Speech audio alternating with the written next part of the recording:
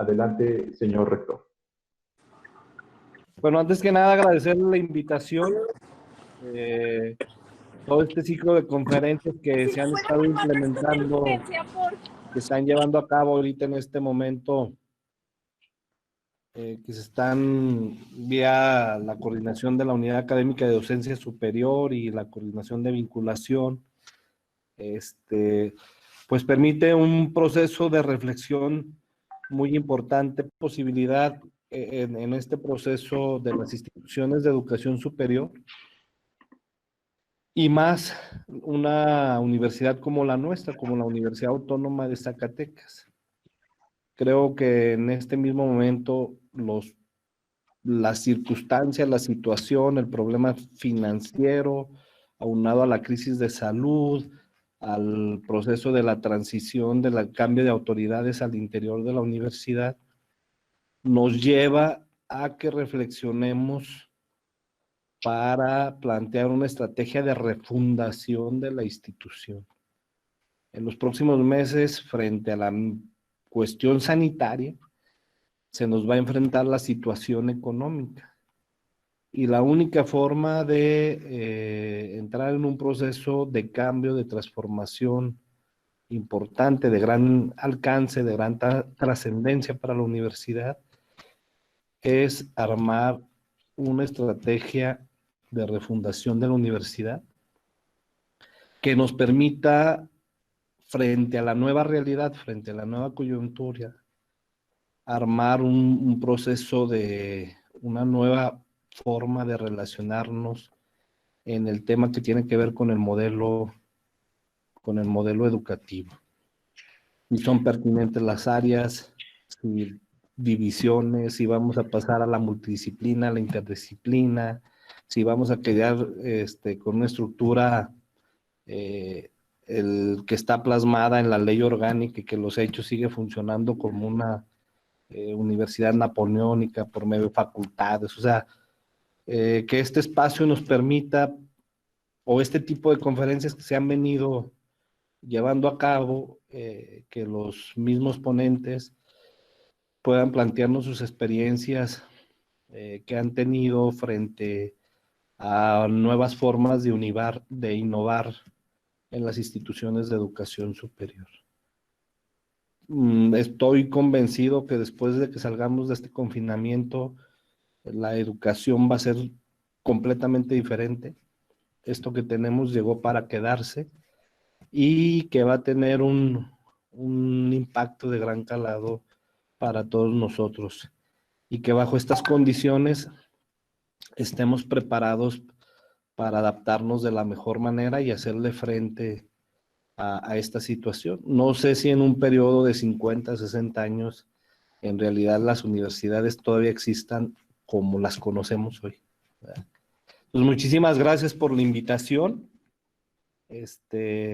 Agradecerles y los acompaño un momento en la presentación. Listo. Muchas gracias, señor rector, por su reflexión inicial. Y bueno, para continuar, previo a darle la palabra a nuestro invitado, quisiera comentarles algunos datos curriculares del doctor Freddy Javier Álvarez González. Es un investigador en materia educativa con reconocimiento internacional. Es doctor en filosofía por la Universidad de París 8, con estudios de pregrado y posgrado en educación por la Universidad de Lyon 2. También cuenta con estudios de pregrado en teología por la Universidad de Fribourg y posgrado en la Universidad Católica de Lyon. Ha sido profesor en universidades de América Latina y Europa, visiting academic de la Universidad de Cambridge e investigador invitado en la Universidad Nacional Autónoma de México, decano general de investigación y rector subrogante del Instituto de Altos Estudios Nacionales del Ecuador. También ha sido rector fundador de la Universidad Nacional de Educación en Ecuador, UNAE, una de las 4 universidades emblemáticas de este país. Nuestro invitado también ha sido consultor para algunas agencias de las Naciones Unidas en temas de derechos humanos, interculturalidad e institucionalidad. De igual manera, haré mención a 3 de sus múltiples obras producidas: La ética de la indignación, El buen vivir y la educación, y Las derivadas de la alteridad. Le agradecemos al doctor Freddy su presencia y le cedo la palabra. Doctor, bienvenido, muchas gracias. Muchas gracias, Marcos. Bueno, quiero agradecer la invitación realizada por la Universidad Autónoma de Zacatecas, a su rector aquí presente, al doctor Antonio Guzmán, y todas las autoridades de la universidad. Tuve la posibilidad de conocerla en un viaje que hicimos con el doctor Axel Didrikson hace unos 2 años más o menos. Una preciosa ciudad y es un honor poder estar con ustedes en esta mañana.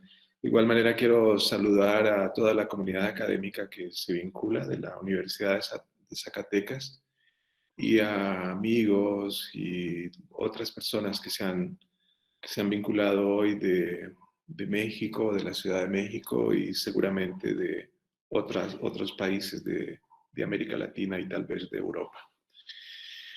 Bien,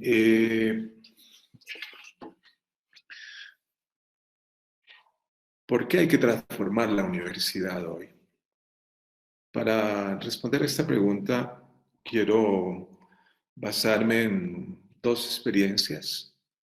Una, la de haber sido rector fundador de la Universidad Nacional de Educación del Ecuador, y otra, haber sido rector subrogante del Instituto Nacional de Altos Estudios del Ecuador. Y desde esa perspectiva quisiera plantear 5 hipótesis sobre por qué hay que transformar la universidad hoy. Y a manera de introducción partiría de lo que yo llamo la fenomenología del presente. ¿Qué está pasando ahora?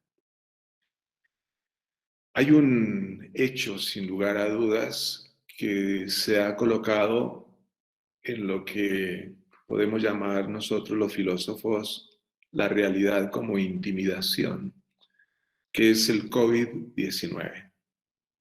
Algo que se metió en nuestras vidas, que ha logrado plegar el futuro hasta suprimirlo, porque no sabemos qué va a pasar el próximo año, que ha hecho que el presente, que estemos viviendo un presente sin presencia. Un ejemplo es este tipo de forma de educación a través de Zoom, y ha hecho que nos planteemos preguntas sobre un pasado que a veces tiene un letrero de una culpabilidad difusa. Michel Foucault, en el discurso sobre Kant, un discurso del 5 de febrero de 1983 en el Colegio de Francia, planteó la cuestión de la actualidad, ¿no?, a la cual nosotros tenemos que referirnos, decía él, como un momento singular y diferente, un momento que no se parece en nada a lo que nosotros hemos vivido en el tiempo que llevamos de vida, lo que estamos viviendo en este momento a nivel planetario, y que seguramente no se va a parecer en nada a lo que acontezca después. Es un momento muy singular el que estamos viviendo. Es un momento en que la palabra sobrevivir se convierte en clave por las condiciones en las que ya estaba, por ejemplo, a nivel de desigualdad.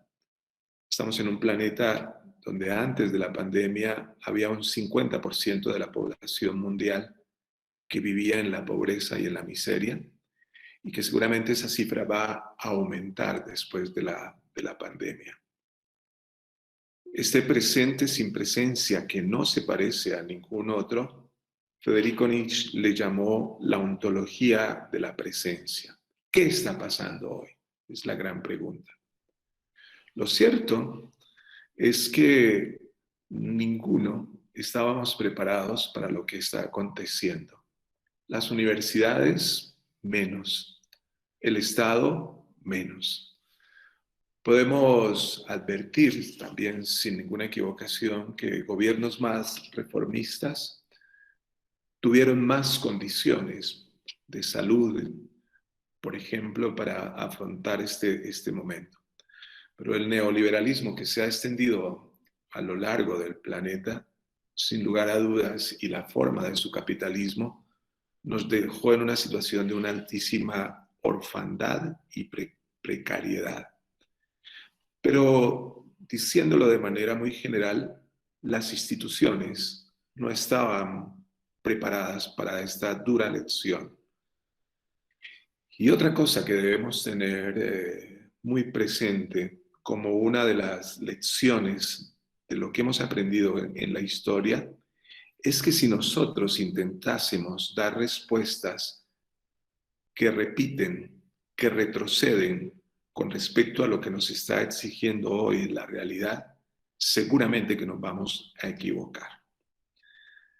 Antes de la pandemia, había un discurso sobre los cambios, sobre sociedades que iban cambiando de manera acelerada. Harari, uno de los escritores más importantes a nivel planetario, de los más leídos entre el 2014 y 2017, dice en uno de sus textos, el Homo Deus, que la humanidad en estos últimos 200 años cambió más que en los últimos 5.000 años. Y la humanidad en los últimos 50 años cambió mucho más que en cualquier otro intervalo de todo lo que la humanidad ha experimentado. Otro de los hechos que no podemos nosotros dejar de lado es que el sistema capitalista en el que nosotros vivimos es un sistema de acumulación sin fin.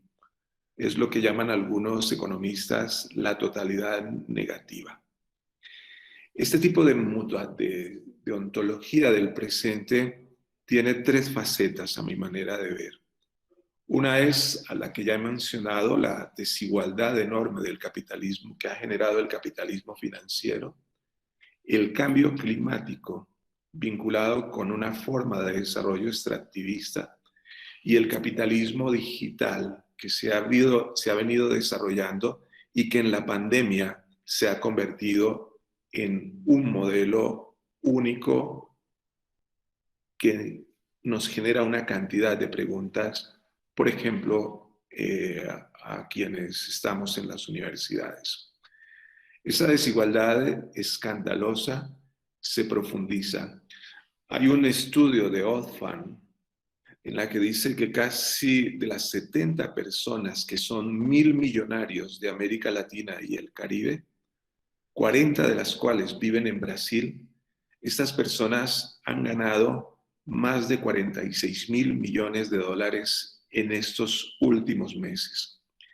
Y esta situación es inmoral y es insostenible, porque al otro lado lo que nosotros vemos son pueblos irritados, que estaban antes, que están ahora y que seguramente van a estar después de la pandemia. Hay una crisis que se agudiza y que cada vez quisiéramos nosotros entender las claves en las que la humanidad y nuestras universidades tendrían que caminar. El segundo fenómeno es el del cambio climático. Ya no es un problema que tenga que ver con el futuro, ya está presente. Los científicos lo han documentado con respecto, por ejemplo, al deshielo que están sufriendo los polos, a la enorme destrucción de la naturaleza, a los incendios, los últimos de Argentina, de Brasil, los del año pasado de Australia, los de California, incendios que ya no se pueden detener, al racismo creciente que va apareciendo y de grupos que intentan volver a resignificar la historia. Hay una expresión, colegas, que se va haciendo cada vez más familiar y es la expresión de extinción. El día de ayer en Bogotá hubo una marcha que se llamó La Minga de pueblos indígenas, donde una de sus alertas es sobre la extinción de los pueblos y nacionalidades indígenas. Y el tercer fenómeno es el fenómeno del tecnototalitarismo de una sociedad conectada y proxémica. Vivimos ligados a los dispositivos. Los dispositivos se convirtieron en la única solución que tenemos nosotros para que la sociedad no se detenga, para que la educación continúe. Estamos en una persuasión que se convirtió en una impregnación y no tenemos ninguna libertad para decidir. La infoesfera se ha convertido en psicoesfera. Estos dispositivos han logrado entrar en nuestra intimidad que ya no nos pertenece. Esa intimidad ha sido violada y ha sido privatizada. La exactitud ya no está en los humanos, sino en las conexiones, y solo los virus tienen la capacidad de interrumpirlas. Lo transparente es digital y la ambigüedad de los cuerpos queda a un lado.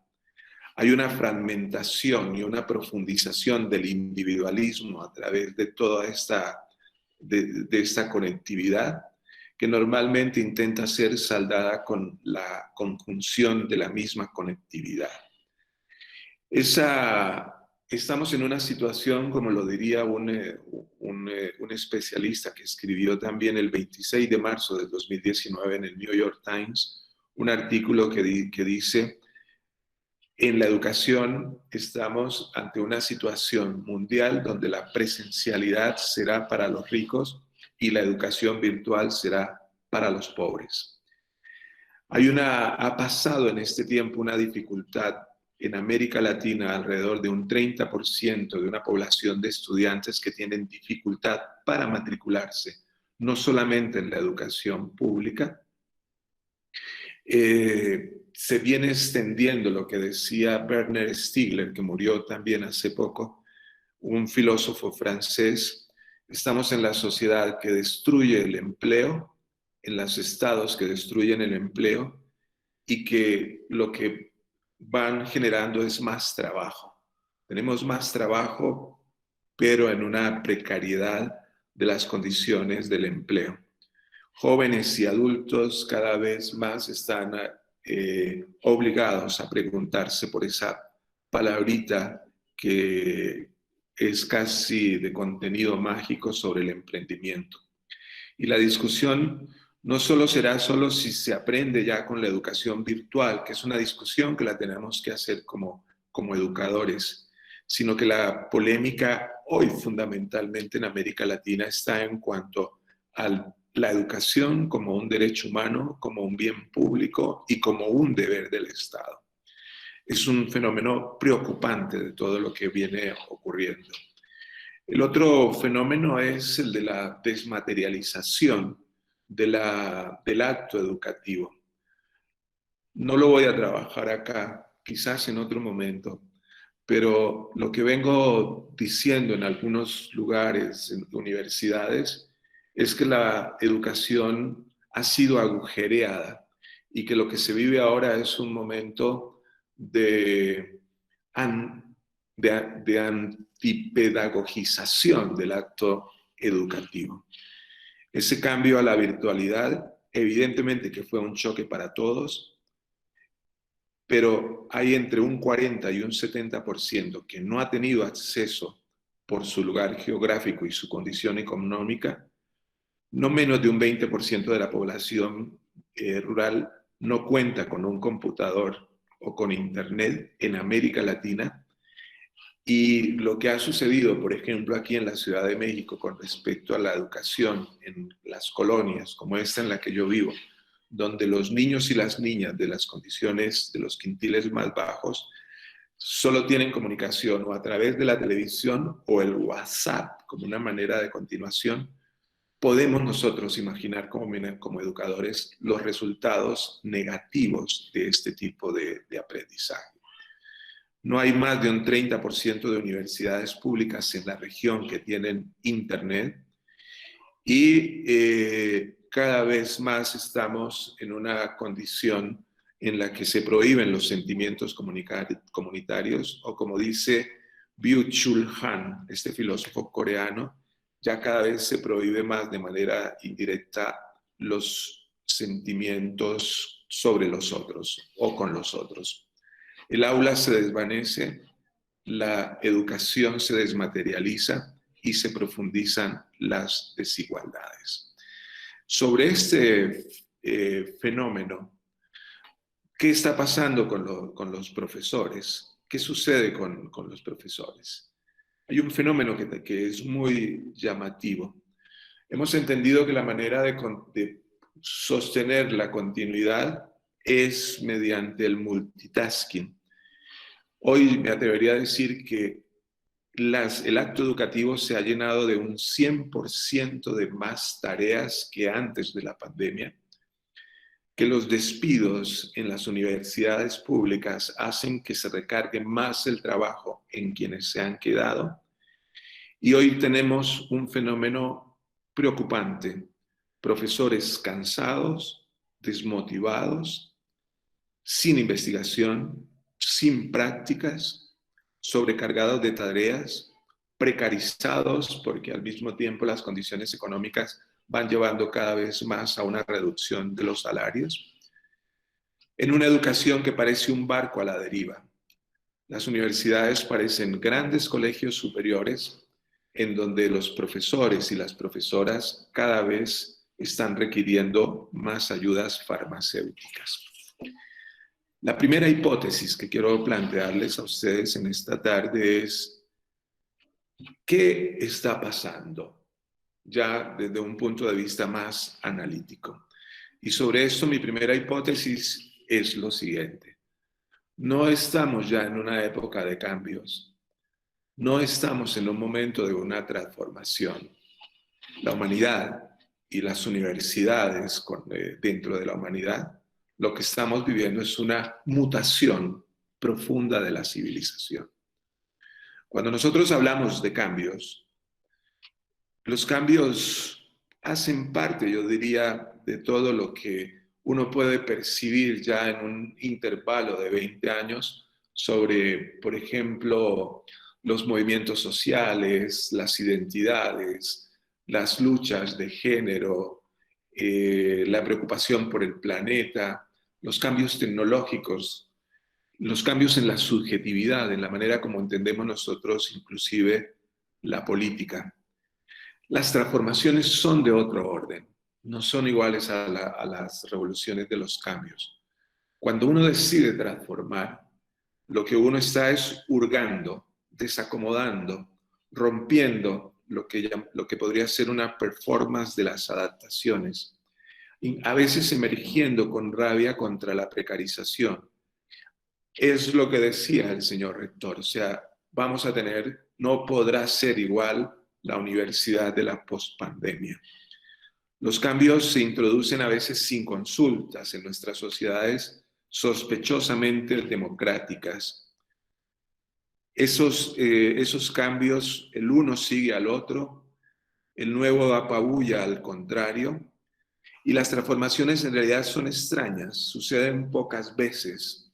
Cuando uno mira la historia de la Universidad Latinoamericana, uno puede ver en el siglo XX como 3 grandes momentos que vivieron las universidades, y en esto creo que hay un consenso sobre todos quienes estudian y son lo que se llaman los universitólogos, que es el 1918 como el gran momento de la reforma de Córdoba, los años 60 como el gran inicio de la masificación de la universidad, y al final de los 90 del siglo pasado como la toma de la universidad por el neoliberalismo. No es lo mismo cambiar que transformar. Cuando cambiamos, no nos transformamos. Siempre que nos transformamos, vamos a tener necesidad de cambiar. Pero el otro elemento que quiero colocar acá para esta primera hipótesis es el elemento de la metamorfosis.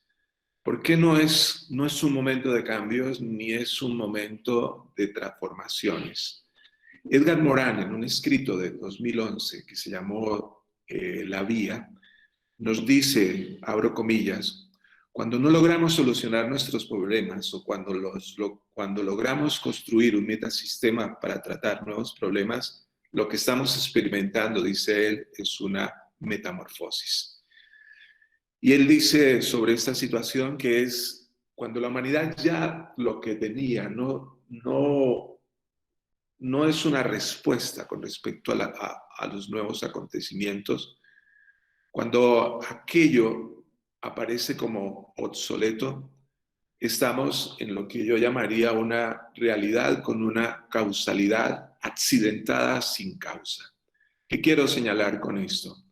Que la metamorfosis que experimentamos tiene una faceta que no la podemos ocultar, y es una experiencia del apocalipsis, pero al mismo tiempo una necesidad de un rompimiento con una normalidad que traíamos hasta este momento. Es casi como si experimentáramos el abismo, pero al mismo tiempo tener la necesidad de revolucionar hasta la revolución. Es como un doloroso nuevo nacimiento, aunque parece que todo ha llegado a su tope y todo interrumpe como una nueva genética que impide que el mundo sea el que conocimos sin saber y sin hacer volar en mil pedazos la antigua rutina. Esa es la primera hipótesis de por qué hay que transformar la universidad. Hay una segunda que es sobre la transformación de los académicos, de los profesores y profesoras.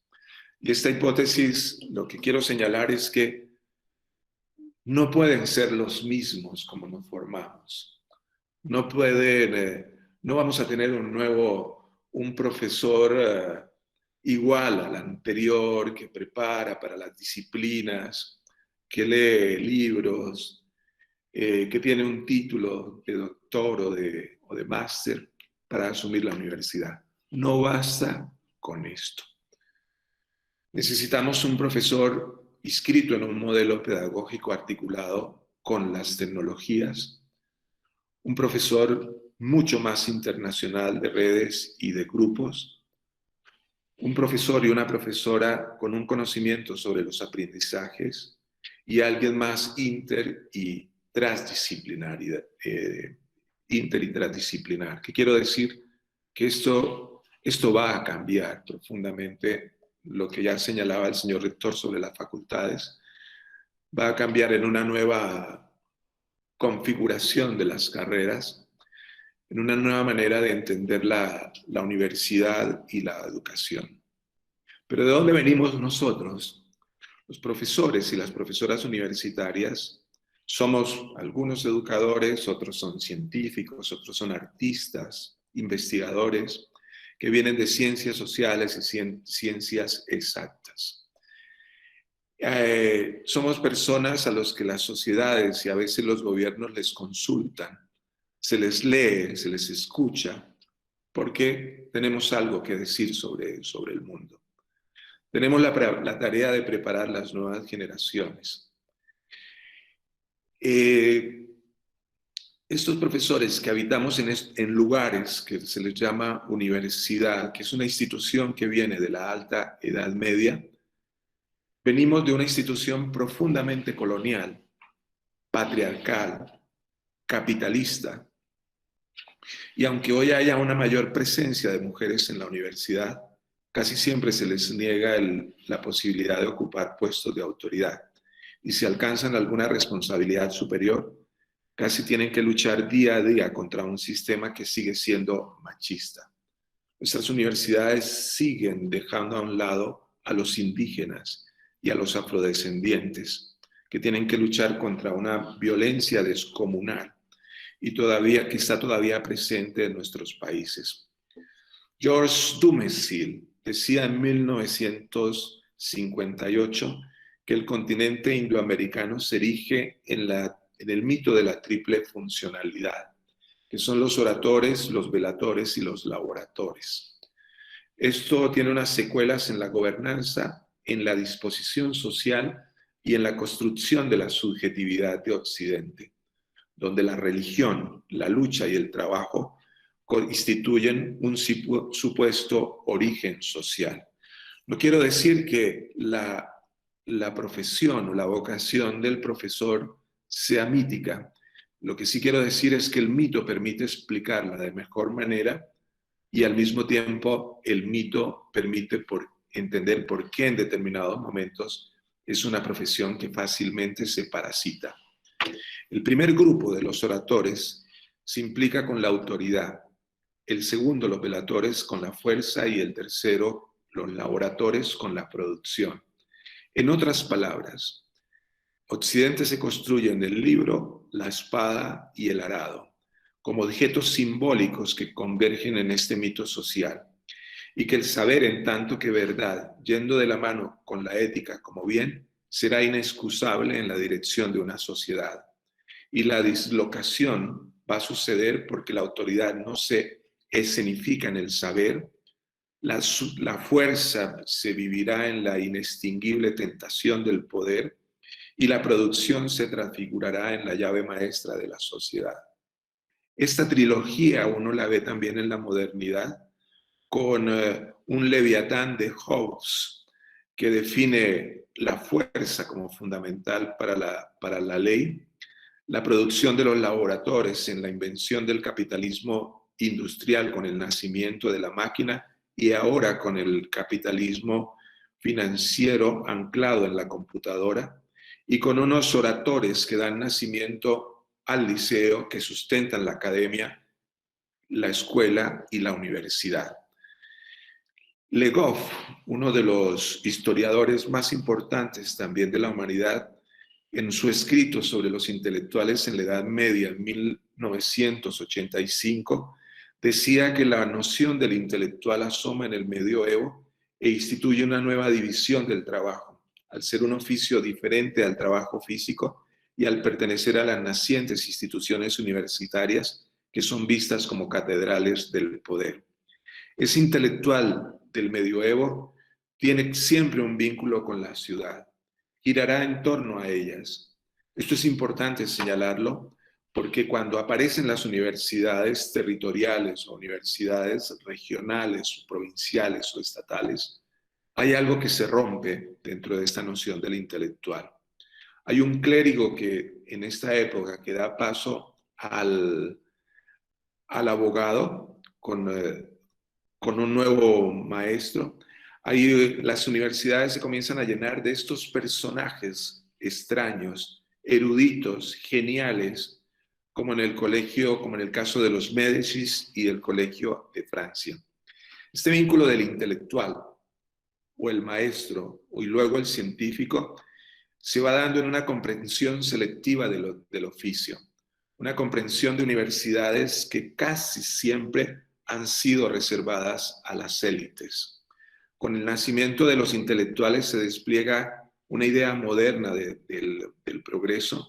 Ya no van a ser esos intelectuales de los saberes como las matemáticas y la geometría de Euclides o de la astronomía de Ptolomeo o la medicina de Hipócrates y Galeno o la física y la lógica de Aristóteles.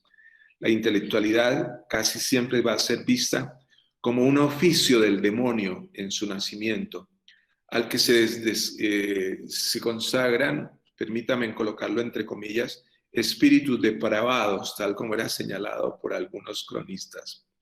Los libros sobre la explicación de las cosas a partir de la razón van bebiendo las fuentes árabes y griegas y pueden ser enjuiciados como auténticos objetos de perdición porque nos alejan de aquella prometida ciudad de Dios de San Agustín. Este nuevo métier, como dicen los franceses, va a depender del saber, del oficio que los convierte en pequeños demonios amados y odiados a la vez, pero siempre necesarios e ineludibles para entender aquello que los dioses nos negaron por no hacer parte de sus iglesias, de sus mezquitas y sinagogas. Los intelectuales no pertenecen a un grupo autónomo e independiente. Gramsci dice, ellos hacen parte de grupos sociales, son orgánicos a la institución, normalmente no están a favor de la dominación, pero sí están en el lado de los intereses, de la hegemonía. Eso los convierte en peligrosos o nos hace muy peligrosos en cuanto a sostener poderes a veces que no se justifican. Y aunque la palabra denota que el intelectual es alguien que tiene ideas, en realidad, como dice Gramsci, más que ideas tiene relaciones. Ideas, todos tenemos ideas, pero dice Gramsci, abro comillas, todos los hombres son intelectuales, podríamos decir, pero no todos los hombres cumplen la función en la sociedad de los intelectuales.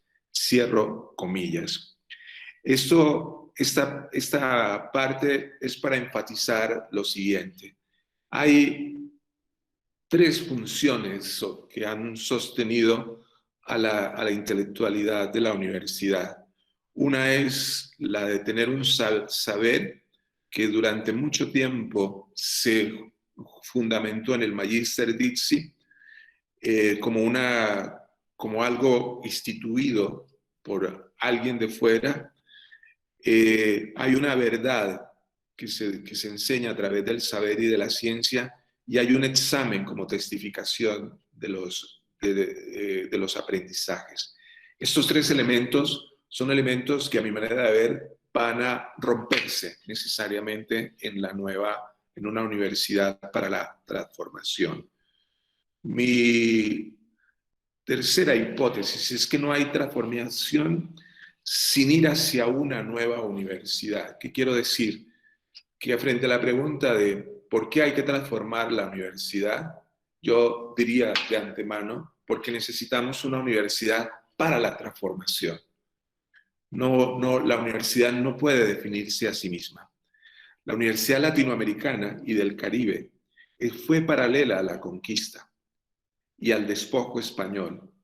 La espada todavía estaba ensangrentada cuando aparecen las primeras universidades junto a los crucifijos que bendijieran la conquista e impusieron un nuevo modelo de sociedad sometida al gobierno de los reyes y diseñado en el imaginario del sometimiento cristiano. ¿Por qué fue casi inmediata la creación de la Universidad Latinoamericana y del Caribe? Eso es una gran pregunta. Yo diría que no se sabe.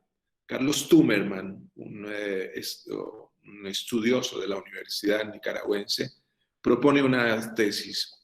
No la voy a desarrollar acá, pero sigo pensando que el origen siempre va a ser un invento y que el modelo de la Universidad Latinoamericana y del Caribe, que es un modelo de la conquista y de la colonia, se inspiró en la Universidad de Alcalá y en la Universidad de Salamanca, las dos más reconocidas en ese momento en España, y estas se inspiraron en dos modelos muy antiguos, que fue la Universidad de Bolonia del siglo XII y la Universidad de París de finales del mismo siglo.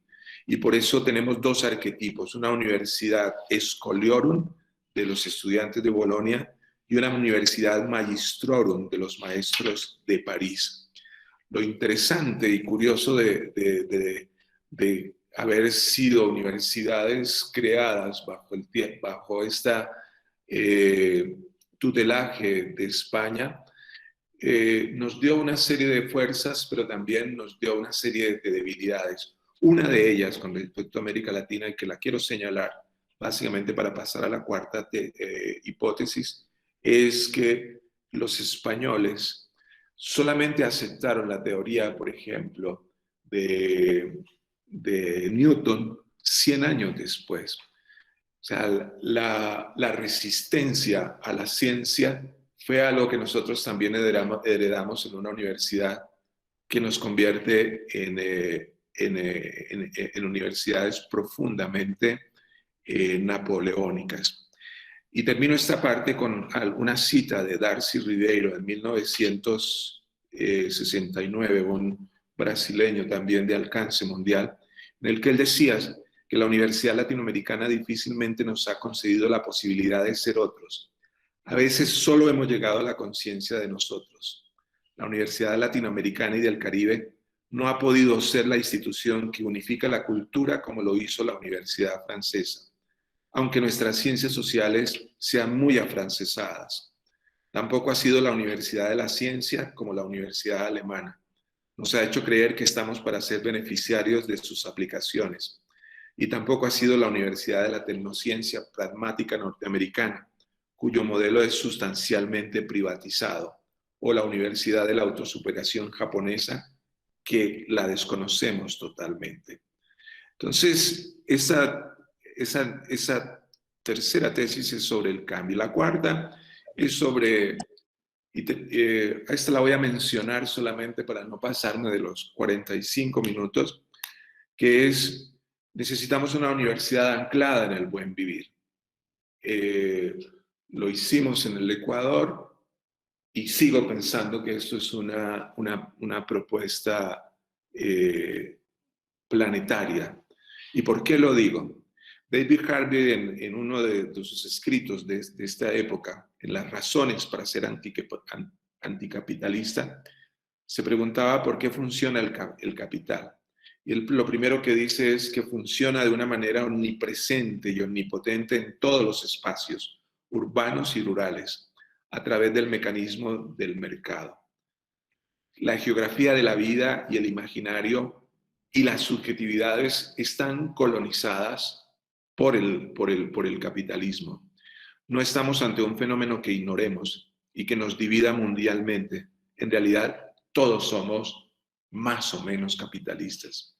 Y esta expansión ilimitada del capital por intermedio del dinero y su liberación del respaldo del oro en 1971 nos ha afectado a todos.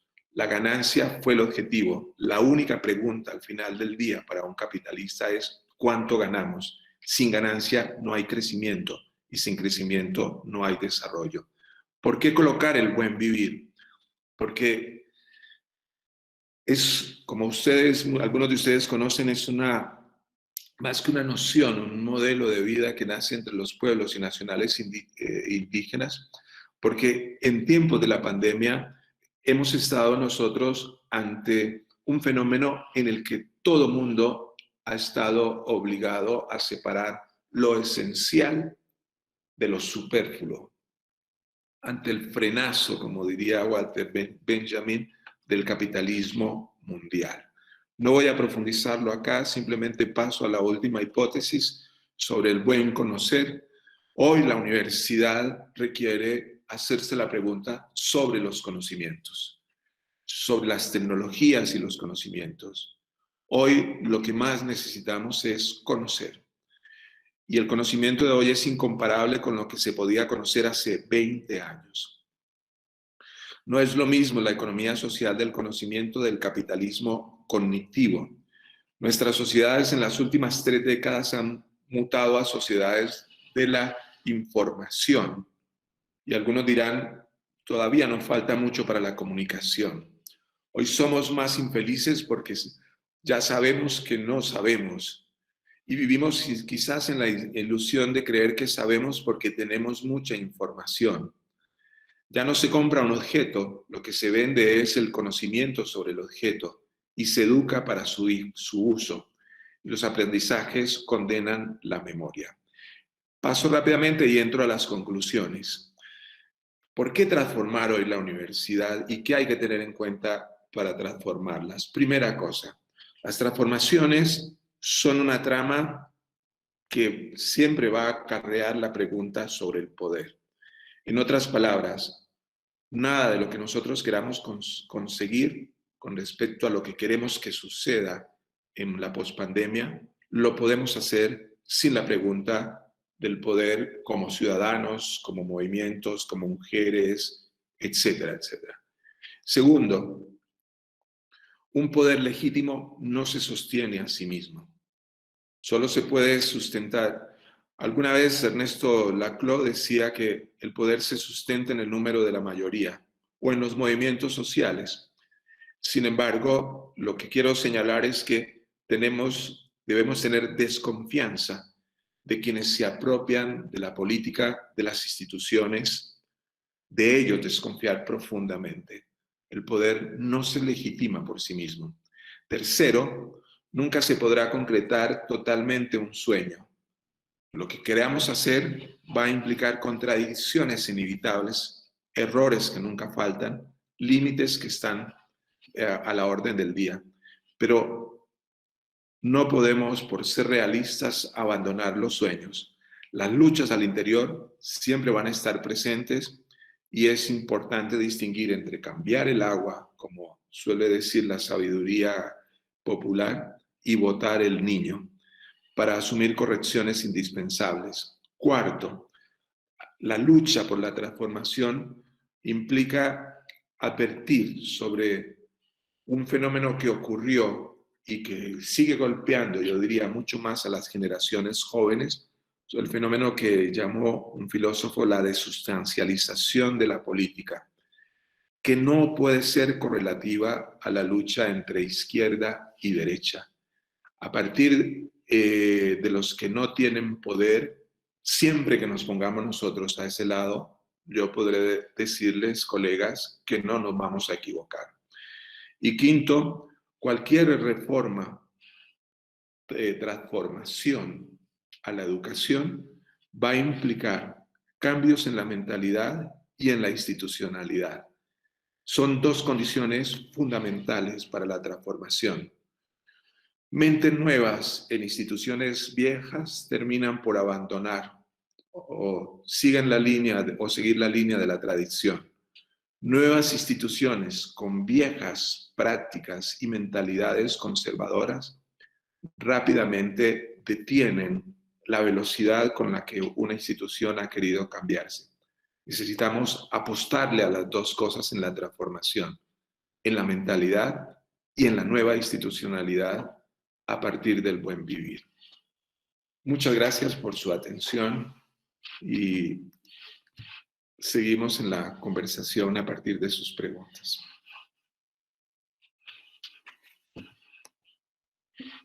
Muchas gracias, doctor Freddy, por su gran exposición, por su reflexión sobre estos 5 fenómenos que están presentes en el contexto actual y se encuentran configurando los distintos escenarios post-pandemia a los que se enfrentará la universidad y cómo los clarifica a través de las propuestas de estas 5 hipótesis, doctor. Muchas gracias.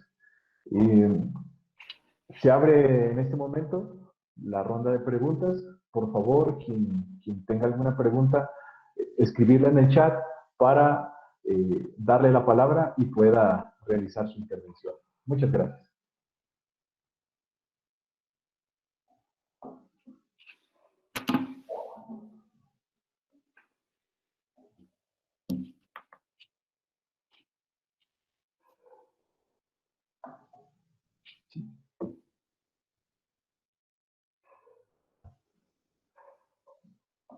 Sí, por favor, alguien que desee participar.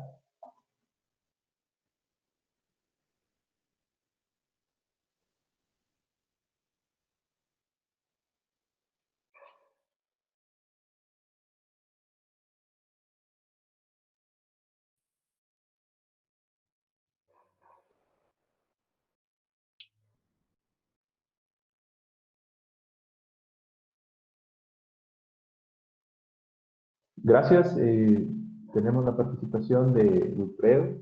Adelante, por favor. Saludos hasta Ecuador.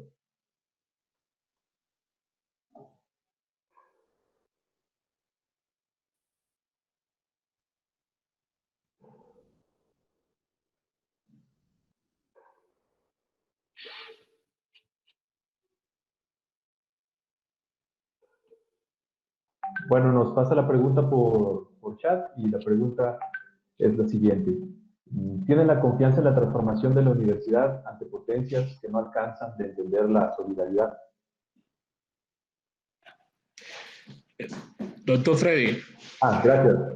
Hola, Wilfredo. Doctor Freddy, un saludo ante todo. Tengo el privilegio de haber sido uno de sus docentes y bueno, también de saludar al profesor Marcos Ibarra, excelente profesor también. Son muchas preguntas que se pudieran hacer, como usted, cada una de sus intervenciones abre un abanico de interrogantes. Pero mi pregunta es muy concreta, es estudiando todo este proceso de la pandemia del COVID-19 y que comparto totalmente su criterio de que no se estaba preparado ni los sistemas educativos ni las propias políticas de los estados ante una exacerbación de una crisis que ya estaba, que era real, donde habían ya abismos de grandes dimensiones entre los más poderosos y los que menos tienen. Entonces, la pregunta que quiero hacerle es la siguiente, porque yo sé que usted es una persona positiva y no es apocalíptica, ¿no? Y por esa razón le hago la siguiente pregunta. ¿Cuál es su visión en este momento de la transformación de la universidad, teniendo en cuenta que grandes potencias aún no perciben que es necesario dejar atrás la globalización neoliberal y potenciar la globalización de la solidaridad? Bueno, muchas gracias, Wilfredo. Un gusto verle después de muchos meses y saber que está usted bien. Espero Madeline y su familia también. Sobre la pregunta,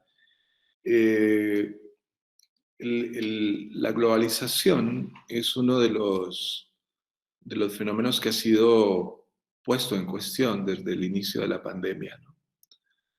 De hecho, la decisión al inicio fue que el Estado-Nación se hiciera cargo de sus sistemas de salud, de la educación, tomara las decisiones necesarias. Y fue, yo diría, paradójico también, porque el Estado-Nación había sido superado por una globalización económica, capitalista, que no dialogaba con los estados, sino que imponía las propias reglas. Y es en realidad el Estado el que comienza a tener problemas. Pero eso no es una cuestión tan simple, ¿no? Cuando el Estado-Nación está obligado a asumir, hay muchas cosas que quedaron bastante claras también con respecto a la pandemia, y es que los estados, yo diría, más neoliberales, terminaron siendo más, teniendo políticas más de eliminación, inclusive yo diría de responsabilidad, como lo que he visto en Brasil, hay procesos jurídicos contra Bolsonaro por considerar que sus decisiones son decisiones que han contribuido para la muerte de mucha gente. Yo pienso que así ha sucedido, sobre todo con los estados más neoliberales de América Latina. No así, si uno mira rápidamente la geografía con estados que han tenido propuestas más de reforma, o el caso de Cuba, por ejemplo, ¿no? Inclusive me atrevería a decir Venezuela, ¿no?, de la que nadie habla, demuestran otro tipo de situación. Entonces, ahora, ¿se puede renunciar a la globalización? Pues es paradójico, o sea, yo diría, es imposible renunciar pero necesitamos una nueva globalización. Y quiero decir, ¿por qué necesitamos una nueva globalización? O para ser mucho más pragmático en la postura, América Latina tuvo una arquitectura institucional y de estados hasta la llegada de Trump, una arquitectura de bastante solidaridad con UNASUR, con la CELAC. Eso se desmontó rápidamente y apareció una nueva arquitectura. ¿Qué hubiésemos nosotros deseado en este tiempo de pandemia? Que si hubiésemos tenido nosotros algo como UNASUR, hubiésemos podido tomar decisiones sobre la vacuna, por ejemplo, decisiones latinoamericanas al respecto. Y eso no lo tuvimos, porque eso lo desmontó la misma política norteamericana. Y los gobiernos neoliberales como Duque o Piñera, Bolsonaro, dentro de la región. Entonces, esa es la paradoja, o sea, la globalización es contestada por la pandemia, pero no vamos a poder salir y seguramente vamos a tener necesidad de ir hacia un mundo mucho más interrelacionado, pero ya no por las grandes empresas, que es la grande discusión, las grandes transnacionales. Vamos a necesitar en América Latina, yo me atrevería a decir, redes de universidades, tal como bueno, en este tiempo, en alguna, me lo comentaba Axel Didrikson, ¿por qué no fuimos capaces nosotros en tiempo de pandemia de hacer algo paralelo al Zoom, ¿no? O algo paralelo a lo que hace Google? ¿Por qué esas plataformas se impusieron? Cuando sabemos nosotros, le preguntamos a un técnico como Marcos y sabemos que eso es perfectamente viable para una universidad, tener sus propias herramientas. Esa disputa la vamos a tener que hacer, pero es una disputa que solamente la podríamos hacer, yo diría, el mundo, el que se viene, solamente podrá ser posible en la medida de construir relaciones entre universidades, para ser más político, en una arquitectura latinoamericana sobre los conocimientos, sobre la ciencia, sobre la tecnología. Esa pregunta, y termino con esto, de por qué la ciencia y la tecnología, no tenemos una ciencia y una tecnología latinoamericanas todavía, ¿no? Yo diría que la única respuesta que yo encontraría es porque no hay la arquitectura ni las condiciones políticas de los rectores, las rectoras de América Latina para crear este entramado. Pero ese va a ser, me parece a mí, la única salida que vamos a tener. Porque lo de la pandemia es como un iceberg. O sea, la pandemia no es solamente el problema, es todo lo que se ha juntado de una crisis que viene muy profunda desde el 2008 y que no va a terminar y que simplemente ahora coloca el problema de salud también junto al tema del cambio climático, junto al tema de la desigualdad, y no va a ser posible sin mentes más abiertas a esto. Muchas gracias, doctor Félix. Muchas gracias. Un placer. Gracias, doctor. Y cedo la palabra a dos preguntas. Por favor, la doctora Norma Gutiérrez.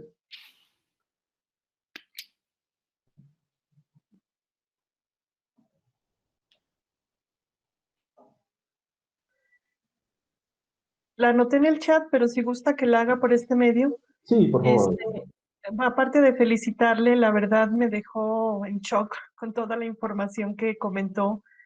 Tal vez algunas de las personas o la mayoría que están en esta videoconferencia, porque tenemos una gran cantidad del alumnado de nuestra maestría y también colegas en la unidad académica y la universidad, estábamos asintiendo con todas las características que comentaba de este trabajo magisterial extenuante que venimos realizando desde el confinamiento. Y entonces, tomando en cuenta el cierre que hizo, doctor, mi pregunta es, ¿cómo define el buen vivir en términos de la precariedad magisterial que enunció? Gracias. Muchas gracias, profesora Norma. Bien, bueno, aquí está Wilfrido y está Marco también. Es una pregunta que nos tocó asumirla porque nosotros diseñamos una universidad de educación desde el inicio a partir del paradigma del buen vivir. Y el buen vivir, ya cuando lo piensas a nivel educativo, es otra cosa, ¿no? En el caso de formación de maestros y maestras, teníamos una serie de narrativas que son las de Gudinas, la de Alberto Acosta, la de Carlos Viteri, que son las más conocidas a nivel internacional. Que esa es la narrativa que tiene que ver con un nuevo modelo de desarrollo. La pregunta es, bueno, ¿y eso en la educación qué tiene? ¿Eso cómo se resuelve en la educación? Yo diría, la forma como la resolvimos es de lo que hicimos en ese tiempo y de lo que yo sigo pensando que hay que hacer es, primero, necesitamos la educación vive en una paradoja, la educación tradicional, que es formamos personas para adaptarlas al mundo y al mismo tiempo la paradoja es queremos que el mundo sea diferente, que es muy propio de la educación, ¿no? O sea, ¿qué formamos en las universidades? Formamos comunicadores, abogados, ingenieros, etcétera, etcétera. Esas personas que formamos, las formamos para un mercado de trabajo, ¿no? Pero al mismo tiempo yo diría que en la visión y en la misión de las universidades y en la conciencia de la mayoría de los profesores y profesoras universitarias hay un deseo de cambiar la sociedad. El problema es que la educación no es todo, nunca es todo. ¿Qué quiero decir? Aunque Nelson Mandela decía que la educación es la esperanza de los pueblos y con expresión con la que estamos de acuerdo, la educación no cambia por sí mismo la sociedad. La sociedad es más aplastante, diría, con respecto a la educación. Y nos movemos en esa impotencia, quienes hemos vivido y trabajado muchos años dentro de la universidad. Y esto para señalar que aún así, nosotros dentro de la universidad necesitamos hacer una apuesta por un mundo distinto. Y esa apuesta hoy tiene que ser mucho más decidida y clara. ¿Qué es un mundo distinto? Nosotros podríamos señalarlo solamente desde el campo, para ser fiel a tu pregunta, desde el campo del buen vivir, que es, tú requieres pensar un mundo de convivencia con la naturaleza, no porque seas indígena o no lo seas. Tú necesitas pensar un planeta en el que la migración no sea condenada, por ejemplo, judicializada, como lo que está pasando, con esa enormes olas de migración. Tú, en la educación, requieres los sistemas, y voy entrando en cosas quizás un poco más fuertes, que los sistemas de evaluación de las universidades y de indexación no tengan que ver con una productividad vacía, sino que tengan que ver con transformación de la sociedad. Eso hay que hacerlo. Formar chicos para la competitividad a partir de los modelos de evaluación, eso no lo podemos hacer, porque eso, yo diría, no es, si queremos una sociedad mucho más colaborativa, vamos a requerir que nuestros sistemas de educación sean sistemas mucho más coherentes con respecto a lo que proponen, ¿no? Y no coloquen el 1, el 2 y el 3 y generen ese tipo de jerarquías. Ahora, ¿eso lo puedes hacer? Sí, lo puedes hacer. Pero vas a necesitar que las universidades en América Latina tengan sus propios sistemas de evaluación.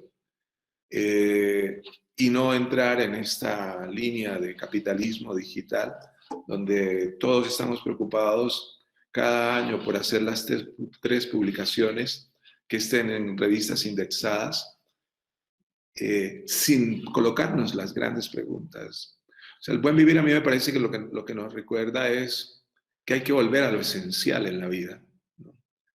Es esencial, porque aquí hay muchos académicos y académicas, que los lugares en los que ustedes trabajan nos preguntemos sobre la felicidad. Es esencial, ¿no?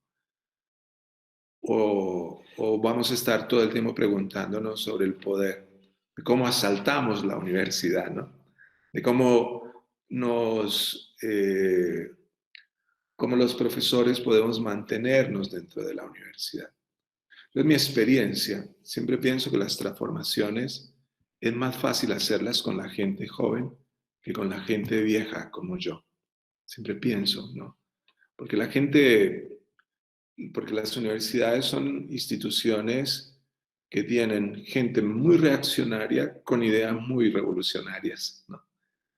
Y los cambios no se hacen con ellos. O sea, cuando hay un cambio de rector, normalmente los que ya tienen un puesto, lo que van a intentar es seguir tranquilamente en el puesto. Y los cambios y todas las ideas, eso está bien para la retórica con los estudiantes, pero eso no sucede ya en el cambio de la transformación real. Normalmente la gente mayor es la que más se opone a los cambios. No quiero decir con esto hacer una apología de los jóvenes, porque he conocido gente muy joven, muy inteligente, pero que al final no son parte del sistema capitalista cognitivo, o sea, son peores que cualquiera. Entonces, sí creo que hay ese tipo de pregunta. La última, o sea, hay muchas cosas que se pudieron decir. No lo desarrollo hoy porque, como siempre, me preparo para 3 horas y me quedo corto. El tema de la felicidad. El tema de la felicidad es clave, ¿no? ¿Qué nos hace felices a nosotros, ¿no? Es que es una pregunta sustancial. Encontrarnos con los amigos, tener ocio. O sea, cada vez más la humanidad va a tener que ir a esa pregunta, ¿no? Que me parece a mí fundamental. Y que eso nos viene del buen vivir también, ¿no? Que no es la vida buena, que es merecemos una vida en la que todos tengamos lo fundamental. Sí, la merecemos, porque no hay trabajo, porque cada vez va a haber menos trabajo. Y así como Luis Arce, que ganó el domingo, que dijo, para mí lo fundamental es el bono del hambre. Y Andrés Arauz en Ecuador también dijo, eso será lo primero, porque la gente se está muriendo de hambre.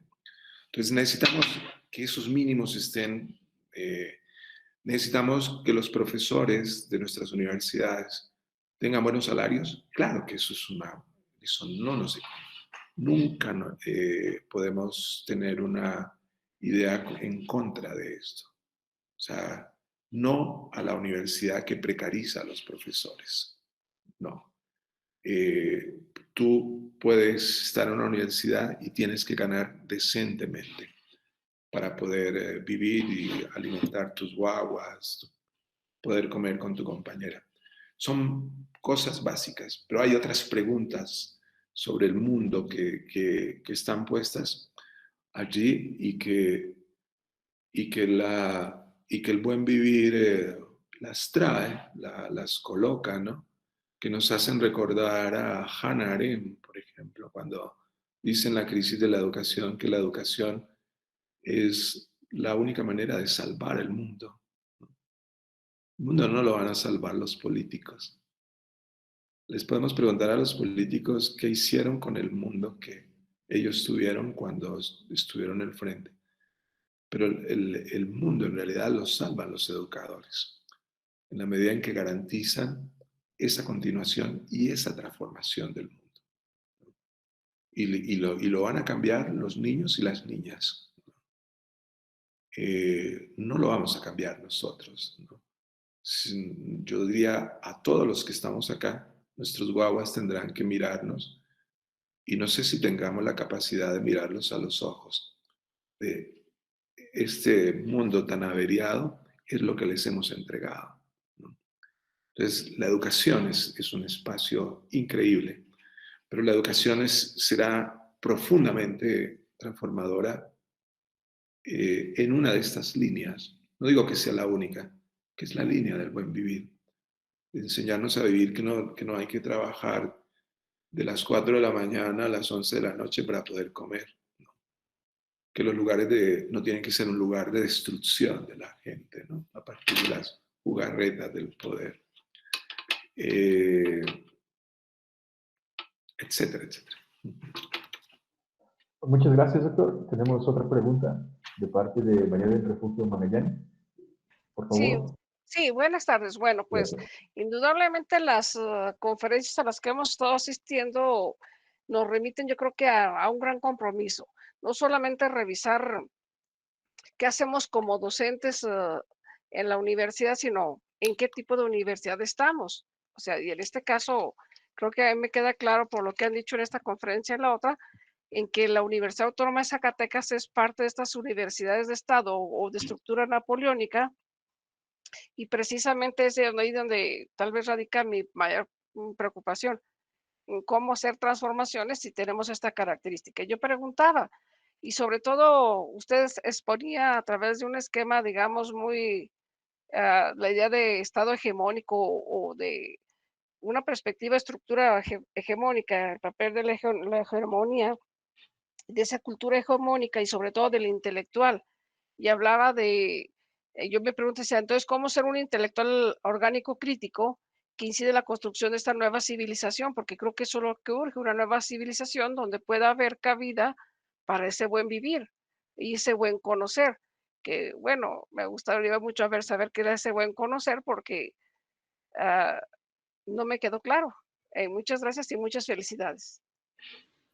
Gracias, María del Rosario. Bueno, sobre el buen conocer, algunos elementos. Sí, en realidad las dos hipótesis, lo siento mucho, no las desarrollé casi, como que solo las mencioné por el tiempo.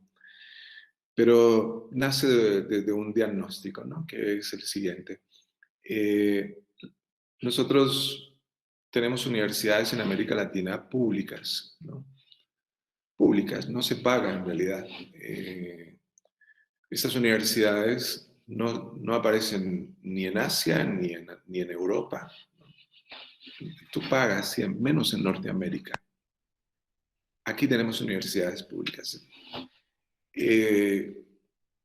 Algunas públicas tienen ya sistemas de privatización porque les cobras a los estudiantes por determinados servicios, etc.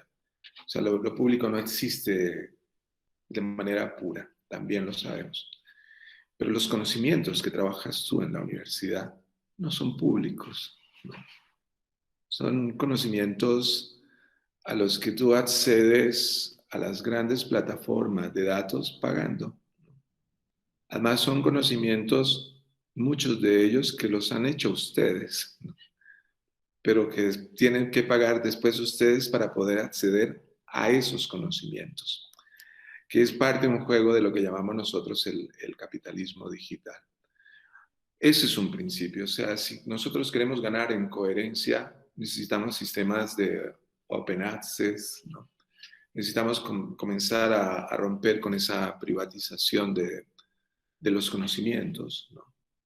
Que están ya, inclusive, porque cuando tú hablas de indexación, pues sí hay muchas revistas gratuitas, pero tú no entras a una revista de ciencia sin pagar, ¿no?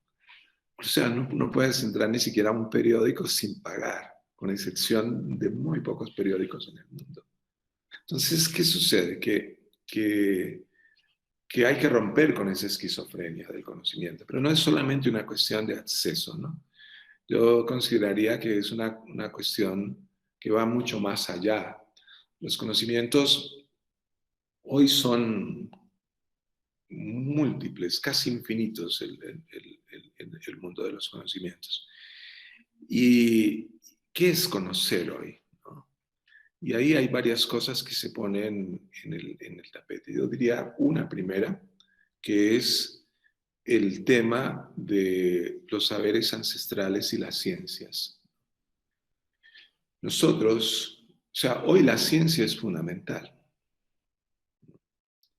pero también tenemos que admitir que la ciencia no tenía respuestas. Que la ciencia está todavía buscando una solución. Que las soluciones que nosotros tenemos en este momento son soluciones del siglo XIII. ¿Qué hacer? Es guárdese, lávese las manos y póngase una mascarilla. ¿Eso cuándo lo inventaron? Ya muchos siglos. A eso echamos, ¿no? O sea, toda la cuestión de la ciencia la vamos a requerir. No quiero entrar en una postura como la de Trump, ¿no? No quiero entrar en esa postura porque me parecería que es una postura. Pero la ciencia también tiene que preguntarse muchas cosas. Y por eso cuando hablamos de la transformación de la nueva universidad, vemos casi como irrenunciable que el conocimiento hoy tenga que ser más transdisciplinar, que tengamos que seguramente en 10 años ver universidades que plantean una comunicación y, qué sé yo, biología, economistas, más psicólogos, artistas, más. Esa combinación va a acontecer porque hay una enorme ceguera que ya la advertía Morán en la disciplinaridad. Y esa es una transformación del conocimiento, una integralidad que lo explicaba muy bien un indígena, Isidoro Quinde, alguna vez me lo dijo, y lo explico así de una manera muy simple y muy sencilla. Hay que entender que la vaquita come el pastico que depende de la tierrita, que depende de la agüita y de la que nosotros también para lechecita nos alimenta la comunidad. Esa integralidad es de la vida, ¿no?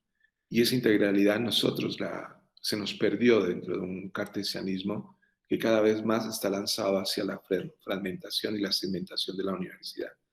Ahora, la Universidad de Zacatecas, yo llevo más de 40 años en universidades y yo me atrevería a hacer una apuesta, quizás puedo estar equivocado, pero yo creo que los cambios siempre vienen de las universidades más pequeñas, no van a venir de las grandes universidades. Porque las grandes universidades, cambiarlas es muy difícil. Se vuelven en estructuras muy pesadas. Las universidades ya son organismos vivos también.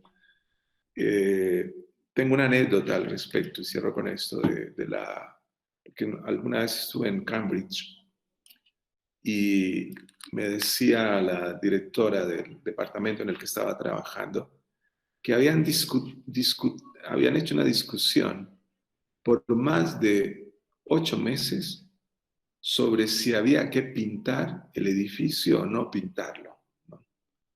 Cambridge es una universidad de 800 años, ¿no? Famosísima, prestigiosa. Pero cuando tú mueves a las universidades, las cambias de por dentro. Bueno, eso fue lo que yo intenté decir, que son las cosas que se requieren para poder... yo espero más de las pequeñas. Yo sigo pensando que en educación, a veces en las teorías de cambio, nos dicen que es más fácil hacer una universidad nueva que cambiar una universidad que lleva muchos años. Yo no pienso que eso sea cierto, aunque también hay evidencias de lo contrario. Pero también yo diría que hay evidencias de lo contrario. Tú haces una universidad nueva y fácilmente cuando queda en manos de una serie de infames, la destruyen y la destruyen súper rápido. Tú tienes una universidad antigua y esa universidad no la vas a poder mover porque alguien quiere ser rector y los otros se distribuyen los cargos. No lo pueden hacer. Entonces, pero al mismo tiempo cambiarla. Entonces, esto es un tema de muchas contradicciones, ¿no? Lo que sí tengo claro es que hay que ir hacia un cambio profundo de la universidad. Y de lo que estoy seguro es que, tal como decía el señor rector de la Universidad Autónoma de Zacatecas, el mundo y la universidad no va a ser la misma dentro de 10 años. No lo va a ser. Aquí van a cambiar las cosas. No porque yo lo diga, sino porque estamos en una situación de mutación muy profunda en la que tenemos que replantearnos todos una cantidad de cosas, desde la enseñanza en el aula hasta los conocimientos, hasta la perspectiva de la humanidad hacia la que caminamos. Ya no estamos en el siglo XX, estamos en un siglo muy complicado, súper complicado, muy complejo, y en el que las cosas tendrán que ser muy inéditas para poder salir de este atolladero.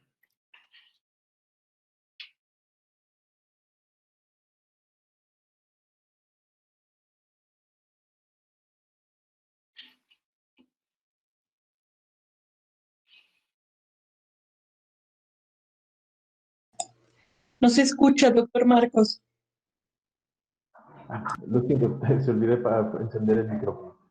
Muchas gracias, doctor Freddy, por esta extraordinaria exposición, esta extraordinaria conferencia que aporta elementos de análisis y reflexión para comprender esta realidad que nos ha tocado vivir. A nombre de la Coordinación de Vínculo Universitario y de la Unidad Académica de Docencia Superior, le agradezco su presencia en este espacio. De igual manera, agradecer a todas y a todos su presencia, su participación en esta conferencia del día de hoy y hacerles la invitación para la próxima conferencia a cargo del doctor Raúl Delgado Weiss, igual el jueves, misma hora. Muchas gracias para todos, que tengan una excelente tarde. Doctor Freddy, muchas gracias, un abrazo, saludos a las diferentes partes donde se han conectado. Gracias nuevamente. Una excelente tarde. Muchas gracias. Muy buenas tardes. Abrazos para todos y todas. Gracias. Hasta luego. Gracias. Gracias a todos. Hasta luego. Gracias.